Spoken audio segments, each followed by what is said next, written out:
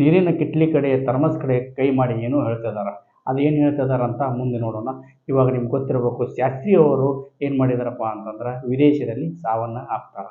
ಆದರೆ ಇವತ್ತಿನಿಂದ 60 ವರ್ಷದ ಹಿಂದೆ ಈ ಶಾಸ್ತ್ರಿಯವರು ವಿದೇಶದಲ್ಲಿ ಹೃದಯಾಘಾತದಿಂದ ತೀರಿಕೊಂಡಿದ್ದಾರೆ. ಅಂದರೂ ಕೂಡ ಇಲ್ಲಿವರೆಗೂ ಯಾವ ಭಾರತೀಯರು ಕೂಡ ಅದನ್ನು ನಂಬುವ ಸ್ಥಿತಿಯಲ್ಲಿಲ್ಲ. ಯಾಕಂದ್ರೆ ಅವರು ತೀರ್ಕೊಂಡಿದ್ದು ವಿದೇಶದಲ್ಲಿ ಆಗಿದ್ದರಿಂದ ಹಂಗೆ ನಮಗೆಲ್ಲರಿಗೆ ಅನಿಸ್ತೈತಿ. ಅವರನ್ನು ಕೊಲ್ಲಲಾಗಿದೆ ಅಂತೇಳಿ ಇವಾಗಲೂ ಪ್ರತಿಯೊಬ್ಬ ಭಾರತೀಯರು ಕೂಡ ನಂಬ್ತಾರೆ. ನಿಮ್ಗೆ ಗೊತ್ತಿರಲಿ, ಶಾಸ್ತ್ರಿಯವರು ತಾಸ್ಕೆಂಡ ಪ್ರವೇಶಕ್ಕೆ ಹೋಗಿರ್ತಾರೆ. ಯಾಕಂದ್ರೆ ಭಾರತ ಮತ್ತು ಪಾಕಿಸ್ತಾನದ ನಡುವೆ 1965ರಲ್ಲಿ ಒಂದು ಯುದ್ಧ ನಡೀತಿರ್ತೈತಿ. ಆ ಯುದ್ಧದಿಂದ ಭಾಳ ಸಾವು ನೋವುಗಳು ಉಂಟಾಗಿರ್ತಾವೆ. ಅದನ್ನು ಉಳ್ಸಕ್ಕಂತೇಳಿ ಅಲ್ಲಿ ಹೋಗಿರ್ತಾರೆ. ನಿಮ್ಗೆ ಗೊತ್ತಿರಲಿ, ಈಗ ಶಾಸ್ತ್ರಿಯವರು ಮಲಗುವ ಕೋಣೆ ಪಕ್ಕದಲ್ಲಿನೇ 3 ಇನ್ಚಾರ್ಜ್ಗಳು ಇರ್ತಾರೆ, ಸೆಕ್ಯೂರಿಟಿ ಇನ್ಚಾರ್ಜ್ಗಳು ಇರ್ತಾರೆ. ಆ ಸೆಕ್ಯೂರಿಟಿ ಇನ್ಚಾರ್ಜ್ಗಳು ಮೇಲ್ಗಡೆ ರೂಮಿನಲ್ಲಿ, ಆ ಸೆಕ್ಯೂರಿಟಿ ಇನ್ಚಾರ್ಜ್ ಇರ್ತಾರಲ್ಲ, ಅವರ ಮೇಲುಗಡೆ ರೂಮಿನಲ್ಲಿನೇ 3 ಜನ ಮಲಗಿರ್ತಾರೆ. ಅದರಲ್ಲಿ 2 ಫಿಸಿಷಿಯನ್ನು, ಭಾರತ ಪ್ರಧಾನಿಯವರಿಗೆ ಫಿಸಿಷಿಯನ್ ಅಂತಿರ್ತಾರೆ, ಅವರು ಇರ್ತಾರೆ. ಅದ್ರ ಪಕ್ಕದಲ್ಲಿ ರಾಮನಾಥ್ ಅಂತೇಳಿ ಒಬ್ಬರು ಅವರ ಶಾಸ್ತ್ರಿಯವರ ಆಪ್ತ ಸಹಾಯಕರು ಕೂಡ ಇರ್ತಾರೆ. ಅವಾಗ ಈ ಕೆಳಗಡೆ ಇರೋ 3 ಸೆಕ್ಯೂರಿಟಿ ಇನ್ಚಾರ್ಜ್ಗಳು ತಮ್ಮ ಲಗೇಜ್ಗಳನ್ನು ಪ್ಯಾಕ್ ಮಾಡ್ಕೋತಾ ಇರುವಾಗ ಏನಾಗುತ್ತಪ್ಪ ಅಂತಂದ್ರೆ ಒಮ್ಮೆಲೆ ಅವ್ರಿಗೆ ಒಂಥರ ಸೌಂಡ್ ಕೇಳ್ತೈತಿ. ಏನಂತೇಳಿ ಬಗಲ್ ಕಡೆ ತಿರುಗಿ ನೋಡಿದಾಗ ಶಾಸ್ತ್ರಿಯವರು ಎದೆ ಹಿಡ್ಕೊಂಡು ಬಂದು ಬಾಗಲದಲ್ಲಿ ನಿಂತು ಡಾಕ್ಟರ್ ಅಂತ ಕರೆದಿರ್ತಾರೆ. ಅವಾಗ ಡಾಕ್ಟರ್ ಅಂದ್ಬಿಟ್ಲೆ ತಕ್ಷಣ ಓಡಿ ಹೋದ ಈ 3 ಅದರಲ್ಲಿ 2 ಶಾಸ್ತ್ರಿಯವ್ರನ್ನ ಹಿಡಿದುಕೊಂಡ್ರೆ, ಒಬ್ಬರು ಫಿಸಿಷಿಯನ್ ಕರೆಯಕ್ಕೆ ಹೋಗ್ತಾರೆ. ಅವಾಗ ಫಿಸಿಷಿಯನ್ ಕರೆಯಕ್ಕೆ ಹೋದವರು ಮೇಲ್ಗಡೆ ಹೋದ್ರೆ ಈ 2 ಏನು ಮಾಡ್ತಾರೆ, ಸೆಕ್ಯೂರಿಟಿ ಇನ್ಚಾರ್ಜು ಭಾರತೀಯ ಪ್ರಧಾನಿಯವರಿಗೆ ಸೇವೆ ಸಲ್ಲಿಸಲು ಬಂದ ಇವರು ಏನು ಮಾಡ್ತಾರೆ, ಅವ್ರನ್ನ ಹಿಡಿದುಕೊಂಡು ಬೆಡ್ಡಿನಲ್ಲಿ ಕರ್ಕೊಂಡು ಹೋಗ್ತಾರೆ. ಆದರೆ ನೆನಪಿರಲಿ, ಬೆಡ್ಡಿಗೆ ಕರೆದುಕೊಂಡು ಹೋಗುವುದಕ್ಕಿಂತ ಮುಂಚೆ ಶಾಸ್ತ್ರಿಯವರಿಗೆ ತುಂಬ ವಿಪರೀತ ಕೆಮ್ಮು ಬರ್ತಿರ್ತೈತಿ. ಆ ವಿಪರೀತ ಕೆಮ್ಮು ಎಷ್ಟಿರ್ತೈತಪ್ಪ ಅಂದ್ರೆ ಅವರಿಗೆ ಉಸಿರಾಡಕ್ಕೆ ಕೂಡ ಸಾಧ್ಯ ಆಗ್ತಾ ಇರೋಲ್ಲ.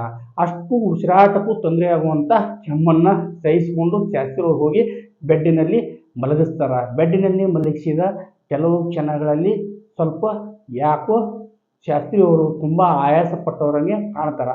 ನಿಮ್ಗೆ ನೆನಪಿರಲಿ, ಅಷ್ಟರಲ್ಲಿ ಆ 3 ಜನರಲ್ಲಿ ಒಬ್ಬರು ಆ ಸೆಕ್ಯೂರಿಟಿ ಇನ್ಚಾರ್ಜ್ ಅವರು ಮೇಲುಗಡೆ ಫಿಸಿಷಿಯನ್ ಕರೀಲಿಕ್ಕೆ ಹೋಗಿರ್ತಾರೆ. ಆ ಫಿಸಿಷಿಯನನ್ನು ಕರೆದುಕೊಂಡು ಅಷ್ಟೇ ವೇಗವಾಗಿ ಬರ್ತಾರೆ.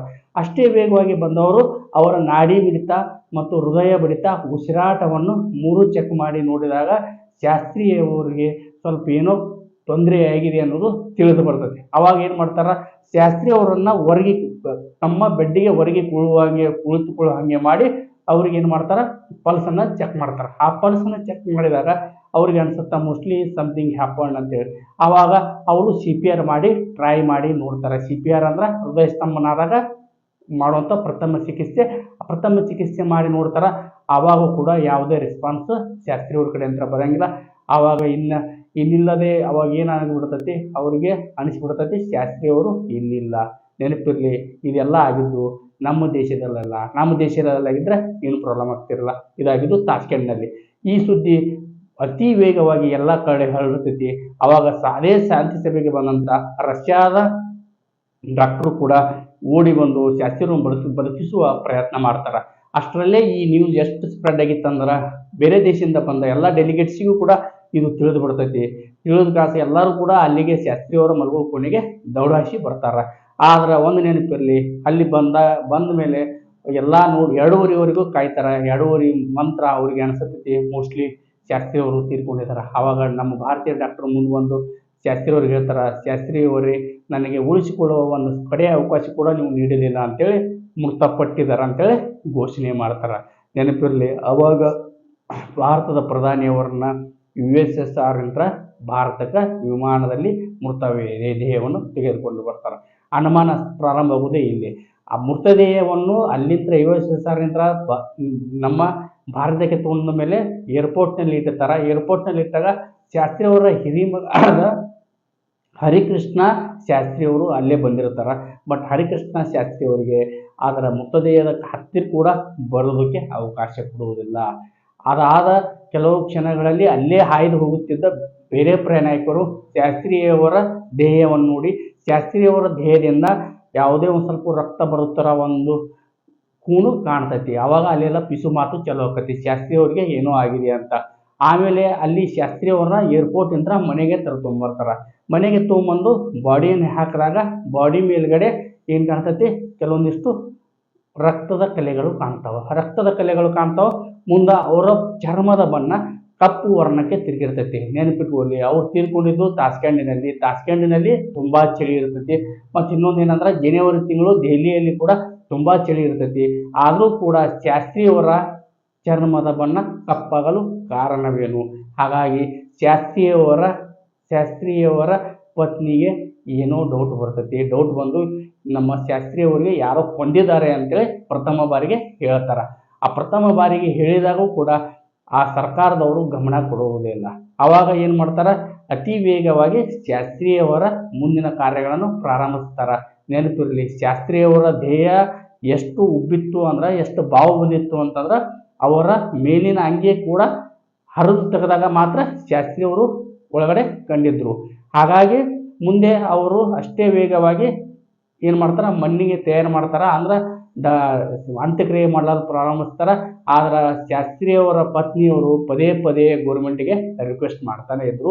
ಶಾಸ್ತ್ರಿಯವರಿಗೆ 1962ರಲ್ಲಿ ಭಾರತ ಮತ್ತು ಚೀನಾದ ಯುದ್ಧ ಪ್ರಾರಂಭ ಆಗ್ತೈತಿ. ನೆನಪಿರಲಿ, ಚೀನಾದವ್ರು ಏನು ಮಾಡ್ತಾರಂದ್ರೆ, ನಮ್ಮ ಭಾರತೀಯ ಸೈನ್ಯವನ್ನು ಅರುಣಾಚಲ ಪ್ರದೇಶ ಮತ್ತು ಲಡಾಖ್ನಿಂದ ಹಿಮ್ಮೆಟ್ಟಿಸಿ ದಿಗ್ವಿಜಯ ಸಾಧಿಸ್ತಾರೆ. ಈ ದಿಗ್ವಿಜಯದಿಂದ ನಮ್ಮ ಭಾರತೀಯ ಸೈನ್ಯದ ಆತ್ಮಸ್ಥೈರ್ಯ ಸ್ವಲ್ಪ ಕುಗ್ಗುತ್ತೆ. ನೆನಪಿರಲಿ, ಆವಾಗ ಭಾರತದ ಪ್ರಧಾನಮಂತ್ರಿ ಆದವರು ಜವಾಹರ್ಲಾಲ್ ನೆಹರು ಅವರಿದ್ದರು 1962ರಲ್ಲಿ. ಆದರೆ ಮುಂದೆ ನಮಗೆ ಬಂದಂಥ ಕಷ್ಟಗಳು ಏನೋ ಗೊತ್ತಿಲ್ಲ. ಭಾರತದ ಪ್ರಧಾನಿಯಾದ ಜವಾಹರ್ಲಾಲ್ ನೆಹರು ಅವರು 1964 ಮೇ 7ರಂದು ಅಕಾಲಿಕ ಮರಣ ಹೊಂದುತ್ತಾರೆ. ಹೃದಯಾಘಾತದಿಂದ ಏನಾಗ್ತಾರೆ, ಮರಣ ಹೊಂದ್ತಾರೆ. ಇಂಥ ಸಂದಿಗ್ಧ ಸ್ಥಿತಿಯಲ್ಲಿ ಲಾಲ್ ಬಹದ್ದೂರ್ ಶಾಸ್ತ್ರಿ ಅವರು 9 ಜೂನು 1964ರಲ್ಲಿ ಭಾರತದ ಪ್ರಧಾನಿಯಾಗಿ, ಎರಡನೇ ಪ್ರಧಾನಿಯಾಗಿ ಏನು ಮಾಡ್ತಾರೆ, ಅಧಿಕಾರ ಸ್ವೀಕಾರ ಮಾಡಿಸ್ತಾರೆ. ಅಧಿಕಾರ ಸ್ವೀಕಾರ ಮಾಡಿದ ಮೇಲೆ ಹೊಂಚು ಹಾಕಿ ಕುಳಿತ ಪಾಕಿಸ್ತಾನದವರು 1965ರಲ್ಲಿ ಇದೇ ಸರಿಯಾದ ಸಮಯ ಅಂತೇಳಿ ಭಾರತದ ಮೇಲೆ ಕಾಶ್ಮೀರದ ಕಡೆಗೆ ಬಂದು ಯುದ್ಧ ಮಾಡಲು ಪ್ರಾರಂಭಿಸುತ್ತಾರೆ.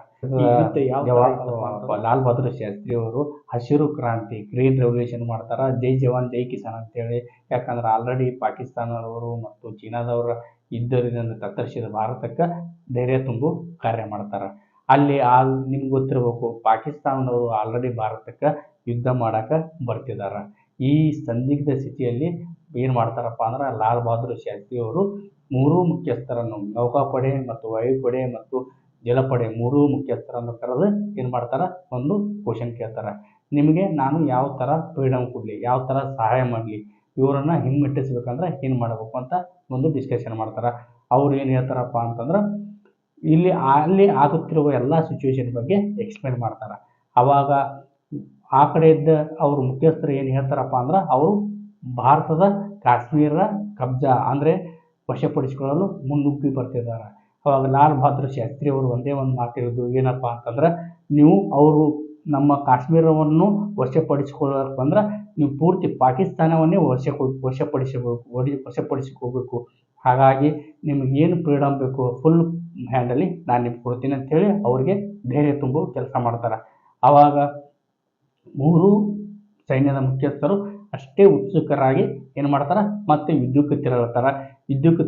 ಅಂದ್ರೆ ಒಬ್ಬರು ಕಾಬೂಲ್ ಮೇಲೆ ದಾಳಿ ಮಾಡಿದ್ರೆ, ಒಬ್ಬರು ಲಾಹೋರ್ ಮೇಲೆ ದಾಳಿ ಮಾಡ್ತಾರೆ. ಈ ಥರ ಎಲ್ಲ ಎಂಗಲಿಂದ ನಮ್ಮ ಸೈನ್ಯ ಮುಂದುವರೆದು 1920 ಕಿಲೋಮೀಟರ್ ಸ್ಕ್ವೇರ್ ಕಿಲೋಮೀಟರನ್ನು ಅಕ್ಯುಪೈ ಮಾಡ್ಕೊಂಡ್ಬಿಡ್ತಾರೆ ಪಾಕಿಸ್ತಾನದವ್ರಿಗೆ. ಈ ಅಕ್ಯುಪೈ ಮಾಡ್ಕೊಂಡಿದ್ದು ನೋಡಿ ಪಾಕಿಸ್ತಾನದವರ ಜರ್ಜರಿತರಾಗಿ ಹೋಗ್ಬಿಡ್ತಾರೆ. ಇನ್ನೂ ಒಂದಿಷ್ಟು ದಿನ ನಾವು ಹೀಗೆ ಕುಂತು ಹೋದ್ರೆ ನಮ್ಗೆ ಕಷ್ಟ ಆಗುತ್ತೆ ಅಂತೇಳಿ ಅವಾಗ ವಿಶ್ವದ ಯಾರಿಗೆ, ಅಮೆರಿಕದವ್ರಿಗೆ ಕಾಲಿಗೆ ಹೋಗ್ತಾರೆ. ಅಮೆರಿಕದವರು ಅಧ್ಯಕ್ಷರು ಫೋನ್ ಮಾಡಿ ಲಾಲ್ ಬಹದ್ದೂರ್ ಶಾಸ್ತ್ರಿ ಅವರಿಗೆ ಏನು ಹೇಳ್ತಾರಪ್ಪ ಅಂತಂದ್ರೆ, ನೀವು ಯುದ್ಧವನ್ನು ನಿಲ್ಲಿಸದೇ ಹೋದರೆ ನಿಮ್ಗೆ ನಾವು ಸಪ್ಲೈ ಮಾಡ್ತಾ ಇದೀವಿಲ್ಲ, ಪೂರೈಕೆ ಮಾಡ್ತಿದ್ದೀವಿ, ಗೋಧಿಯನ್ನು ನಿಮಗೆ ಸರಬರಾಜು ಮಾಡೋದು ನಿಲ್ಲಿಸ್ತೀವಿ ಅಂತೇಳಿ ಧಮಕಿ ಕೊಡ್ತಾರೆ.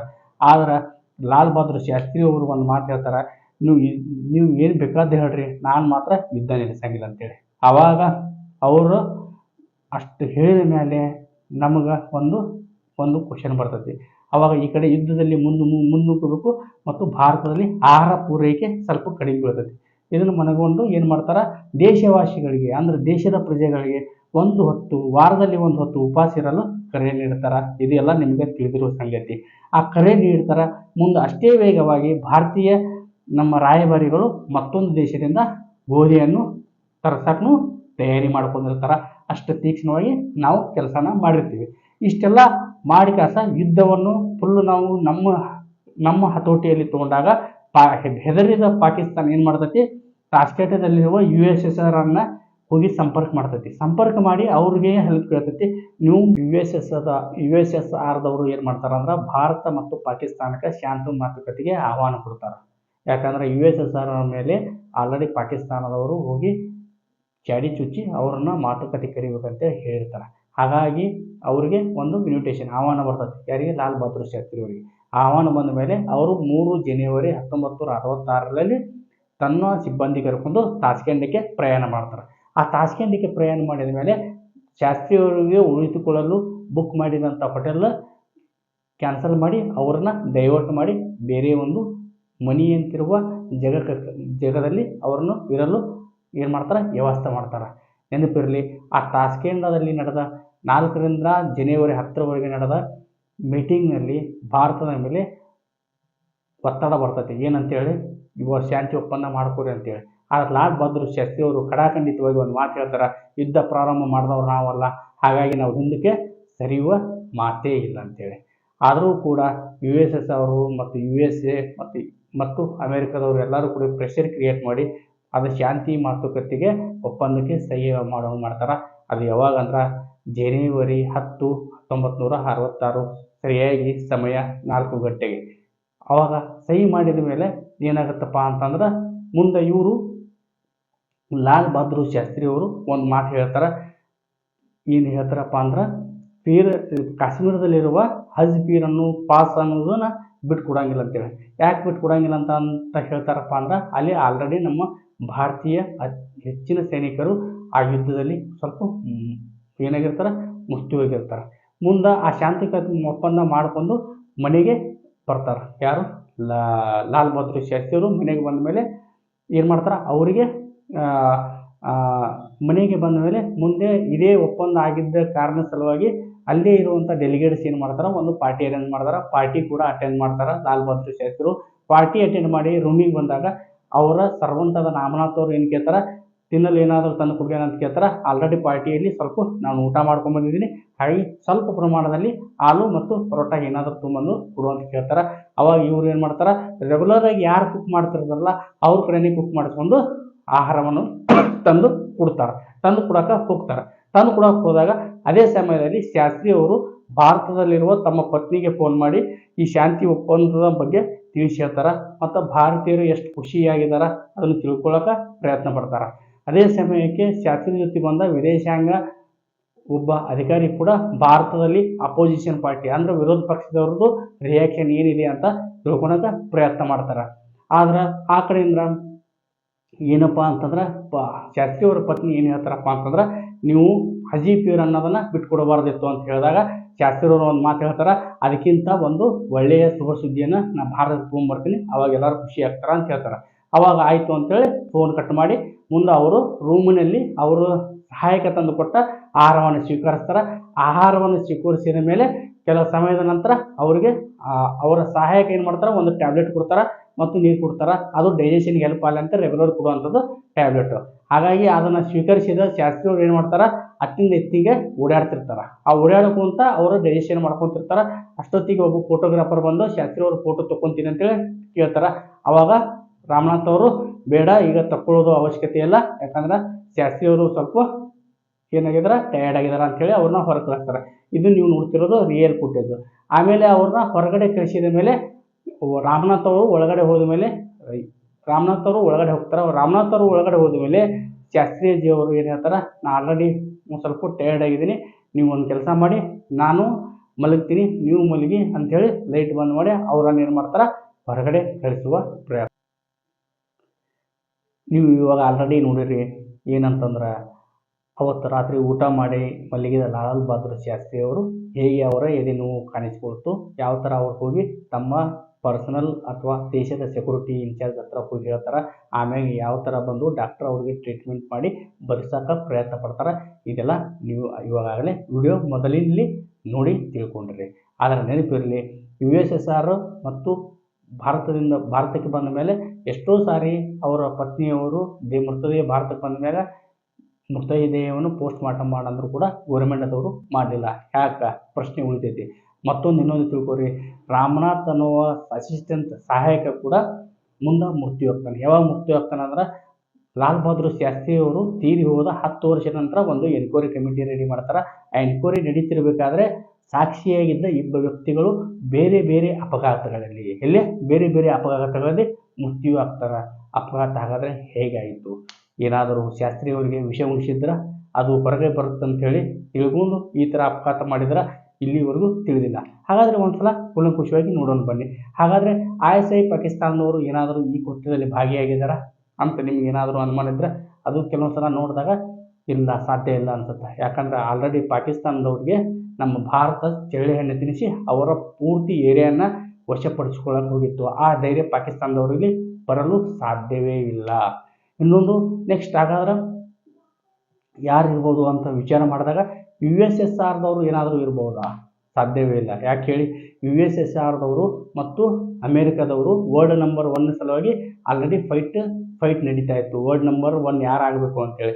ಆದರೆ ಒಂದು ತಿಳ್ಕೊರಿ, ಈ USSRದವರು ಪಾಕಿಸ್ತಾನ ಮತ್ತು ಭಾರತವನ್ನು ಅಲ್ಲಿಗೆ ಕರೆಸಿ ಭಾರತದ ಪ್ರಧಾನಿಗೆ ಏನಾದರೂ ವಿಷ ಉಣಿಸಿ ಸಾಯಿಬಿಡಿದಾಗ ಸಾವು ಸಂಭವಿಸಿದಾಗ ಅದು ವಿಶ್ವಾಸ ದ್ರೋಹ ಆಗಿ ಜಗತ್ತಿನಲ್ಲೇ ಪೂರ್ತಿ ಅವರ ಹೆಸರು ಕೆಡ್ತೈತಿ. ಹಾಗಾಗಿ ಅವರು ಮಾಡಲು ಸಾಧ್ಯವಿಲ್ಲ. ಇದು ಬಹಳ ನೆನಪಿನಲ್ಲಿ ಇಟ್ಕೋಬೇಕು. ಇದು ಹಾಗಾದರೆ ಮೂರನೇದವರು ಯಾರಾದರೂ ಮಾಡಿರ್ಬೋದಾ? ಇಲ್ಲ, ಸಾಧ್ಯವೇ ಇಲ್ಲ. ಹಾಗಾದರೆ ಈಗ ಅನುಮಾನ ಬರೋದೇ ಭಾರತದ ರಾಜಕೀಯ ವ್ಯಕ್ತಿಗಳ ಮೇಲೆ. ಇದ್ದರೂ ಇರಬಹುದು. ಆದರೆ ರಾಜಕೀಯ ವ್ಯಕ್ತಿಗಳು ಇದರಲ್ಲಿ ಇನ್ವಾಲ್ವ್ ಆಗಿದ್ದಾರಂತ ಇಲ್ಲಿವರೆಗೂ ಯಾವುದೇ ಪುರಾವೆಗಳು ಬಂದಿಲ್ಲ. ಭಾರತದ ಪ್ರಧಾನಿಗಳಾಗಿದ್ದಾರೆ ಅನ್ನೋ ಒಂದೇ ಕಾರಣಕ್ಕೆ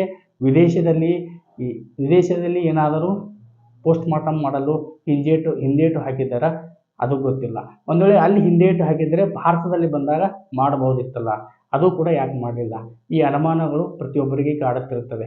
ನಿಮಗೊಂದು ತಿಳ್ಕೊರಿ, USSRದಾಗ ಅಂದರೆ ತಾಷ್ಕೆಂಟಿನಲ್ಲಿ ಲಾಲ್ ಬಹದ್ದೂರ್ ಶಾಸ್ತ್ರಿಯವರು ಮೃತಪಟ್ಟಾಗ ಅವರ ದೇಹದಿಂದ 2 ಬಾಟಲ್ ರಕ್ತವನ್ನು ತೆಗೆಯಲಾಗಿತ್ತು. ಯಾಕಂದರೆ ಮುಂದೆ ಎಂದಾದರೂ ಭಾರತದವರು ಪೋಸ್ಟ್ ಮಾರ್ಟಮ್ ಮಾಡಿದಾಗ ಅಥವಾ ವಿಟ್ನೆಸ್ ಕೇಳಿದಾಗ ಕೊಡಬೇಕಂತೇಳಿ ಅವರು ತೆಗೆದು ರಿಸರ್ವ್ ಮಾಡಿ ಇಟ್ಟಿದ್ರು. ಬಟ್ ಭಾರತದವರು ಅದನ್ನು ಯಾವತ್ತೂ ಡಿಮಾಂಡ್ ಮಾಡಲೇ ಇಲ್ಲ. ಆದರೆ ಇವರೇ ಮುಂದೆ ಬಂದು ಕೇಳುವ ಹಾಗೂ ಇರಲಿಲ್ಲ. ಯಾಕಂದರೆ ಇವರೇ ಅನುಮಾನ ಹುಟ್ಟುವ ಹಾಗಿತ್ತು. ಹಾಗಾಗಿ ಲಾಲ್ ಬಹದ್ದೂರ್ ಶಾಸ್ತ್ರಿಯವರ ಸಾವು ಏನು ನೈಸರ್ಗಿಕವಾಗಿದೆಯೋ ಅಥವಾ ವಿಷ ಉಣಿಸಿ ಸಾಯಿಸಲಾಗಿದೆ ಅಂತೂ ಇಲ್ಲಿವರೆಗೂ ಯಾರಿಗೂ ತಿಳಿದಿಲ್ಲ. ಯಾಕಂದ್ರೆ ಅವರ ಸಾವು ಒಂದು ಉತ್ತರ ಇಲ್ಲದ ಪ್ರಶ್ನೆಯಾಗಿದೆ. ಇನ್ನೊಂದೇನಂದ್ರೆ ಹೋಮಿ ಬಾಬು ಜಹಾಂಗೀರ್ ಅವರು ಅಣ್ವಸ್ತ್ರ ಸಿಡಿಸಲು ತಯಾರಿ ನಡೆಸ್ತಾ ಇದ್ರು. ಯಾಕಂದ್ರೆ ಅವಾಗೇ ಚಾನ್ಸಸ್ ಇತ್ತು. ಆದರೆ 1998ರಲ್ಲಿ ನಾವು ಅಣ್ವಸ್ತ್ರ ಸಿಡಿಸಿದ್ವಿ. ಆದರೆ ಒಂದು ವೇಳೆ ಹೋಮಿ ಬಾಬು ಜಹಾಂಗೀರ್ ಅವರು ಇದ್ರೆ ನಾವು ಜಗತ್ತಿನಲ್ಲೇ ವರ್ಲ್ಡ್ ನಂಬರ್ 1 ಆಗ್ತೀವಿ ಅನ್ನೋದು ಭಯ ಏನಾದರೂ ಅಮೇರಿಕಕ್ಕೆ ಕಡಿತಾ? ಅದು ಕೂಡ ಗೊತ್ತಿಲ್ಲ. ಯಾಕಂದ್ರೆ ತಿಳಿದಿರಲಿ ನಿಮ್ಗೆ, ಲಾಲ್ ಬಹದ್ದೂರ್ ಶಾಸ್ತ್ರಿಯವರು ತೀರಿಕೊಂಡ ಕೇವಲ 10-15 ದಿನಗಳಲ್ಲಿ ಹೋಮಿ ಬಾ ಜಹಾಂಗೀರ್ ಅವರು ಕೂಡ ಪ್ಲೇನ್ ಆಕ್ಸಿಡೆಂಟ್ಗೆ ನಮಗೆ ಕೆಲವೊಂದಿಷ್ಟು ಪ್ರಶ್ನೆಗಳು ಇದಕ್ಕೆಲ್ಲ ಪ್ರಶ್ನೆಗಳು ಯಾವ್ಯಾವ ಅಂತಂದ್ರೆ ಉತ್ತರ ಹೇಳುವವರು ಯಾರು? ಭಾರತದ ಲಾಲ್ ಬಹದ್ದೂರ್ ಶಾಸ್ತ್ರಿ ಒಂದು ಭಾರತಕ್ಕೆ ಸರ್ಪ್ರೈಸ್ ಅಂತ ಕೊಡಬೇಕಾಗಿದ್ದು ಏನಿತ್ತು? ಆ ಸರ್ಪ್ರೈಸಲ್ಲಿ ಏನಾದರೂ ನೇತಾಜಿ ಸುಭಾಷ್ ಚಂದ್ರ ಬೋಸ್ ಅವರ ಫೋಟೋ ಇದ್ದಿದ್ದು ನಾವು ಕಾಣ್ತಾ ಇರ್ತೀವಿ. ಮತ್ತು ಇನ್ನೊಂದೇನಂದ್ರೆ ಅಲ್ಲಿ ಅನುಮಾನಾಸ್ಪದವಾಗಿ ತೀರಿಕೊಂಡ ಲಾಲ್ ಬಹದ್ದೂರ್ ಶಾಸ್ತ್ರಿ ಅವರ ಮೃತದೇಹವನ್ನು ಪೋಸ್ಟ್ ಮಾರ್ಟಮ್ ಅಲ್ಲಿ ಯಾಕೆ ಮಾಡಲಿಲ್ಲ? ಹಾಗಾದರೆ ಭಾರತಕ್ಕೆ ಬಂದಾಗ ಆದರೂ ಮಾಡ್ಬೋದಿತ್ತಲ್ಲ, ಇಲ್ಲಿವರೆಗೂ ಯಾಕೆ ಮಾಡಲಿಲ್ಲ ಅನ್ನೋದು 2ನೇ ಅನುಮಾನ. ಇನ್ನು 3ನೇ ಅನುಮಾನ ಏನಂತಂದ್ರೆ ರಿಪೀಟೆಡ್ಲಿ ಅಂದರೆ ಕಂಟಿನ್ಯೂಸ್ ಆಗಿ ರಿಕ್ವೆಸ್ಟ್ ಮಾಡ್ತಾಯಿದ್ರು ಲಾಲ್ ಬಹದ್ದೂರ್ ಶಾಸ್ತ್ರಿ ಅವರ ಪತ್ನಿಯವರು ಪೋಸ್ಟ್ ಮಾರ್ಟಮ್ ಮಾಡಿ ಅಂಥೇಳಿ. ಆದರೂ ಕೂಡ ಯಾಕೆ ಮಾಡದೆ ಸುಮ್ಮನೆ ಬಿಟ್ಟರು.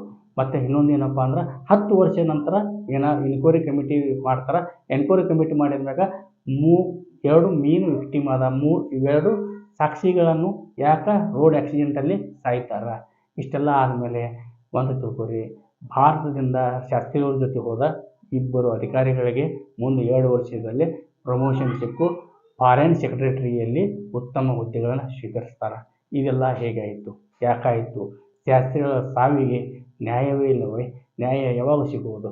ಇಂದಿಗೆ ಇವತ್ತಿಗೆ ನಿಮಗೆ ಗೊತ್ತಿರಬೇಕು, ಜನವರಿ 13, 1966ರಂದು ಅವರ ಅಂತ್ಯಕ್ರಿಯೆ. ಇವತ್ತಿಗೆ ಸರಿಯಾಗಿ 60 ವರ್ಷಗಳ ಹಿಂದೆ ನಡೆದ ಘಟನೆ ಇನ್ನೂ ಭಾರತೀಯರ ಮನದಲ್ಲಿ ಅಚ್ಚಿ ಅಳಿಯದೇ ಉಳಿದಿದೆ. ಇವಾಗಲಾದರೂ ಆ ಪ್ರಶ್ನೆಗೆ ಉತ್ತರ ಸಿಕ್ಕಿತೆ. ನಾವು ಕಾದು ನೋಡ್ತಾ ಇದ್ದೀವಿ, ನೀವು ಕಾಯ್ದು ನೋಡಿ. ಧನ್ಯವಾದಗಳು.